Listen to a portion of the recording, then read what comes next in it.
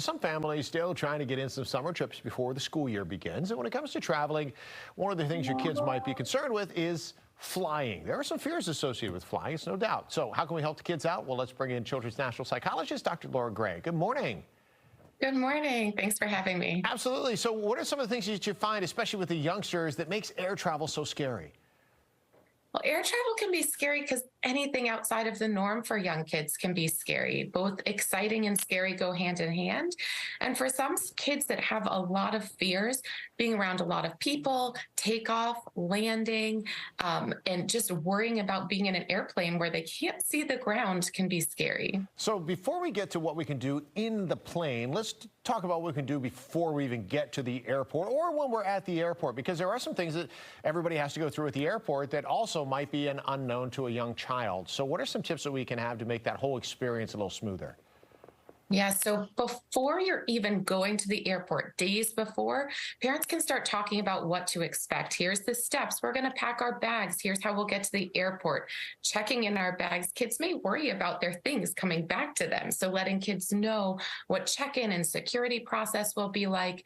There's a book to read. Reading a book for young children can be especially helpful.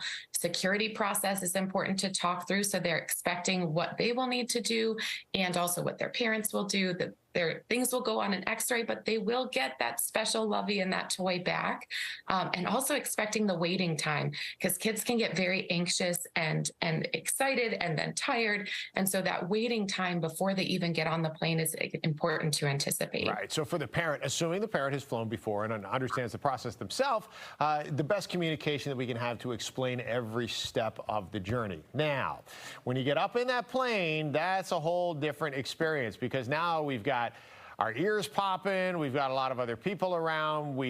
Like you said, we're in the unknown. So what can we do to help out the kids there? Yeah, absolutely. So parents should come prepared with a lot of distractions. So you know your kid best, what things will keep them busy, things like games, books they can read with you, any sort of favorite snacks, and making sure you pack that water bottle. So keeping it empty until the other side of security so that your kid can have water to drink, especially if they're having difficulty with their ears adjusting to the pressure. So distraction, reassurance, and calming your child if they're nervous, particularly on takeoff or landing, and making sure that they're drinking lots of fluids or eating snacks or encouraging them to yawn to help them with popping their ears. Yeah, which can create a whole different problem, especially for the young ones who's, you know, it's a little more sensitive to some of those changes in the atmosphere than some of us as adults. Okay, so again, this goes back to parents obviously being seasoned travelers, or at least, you know, having been out there, know what to expect and what you can pass along to make it less scary.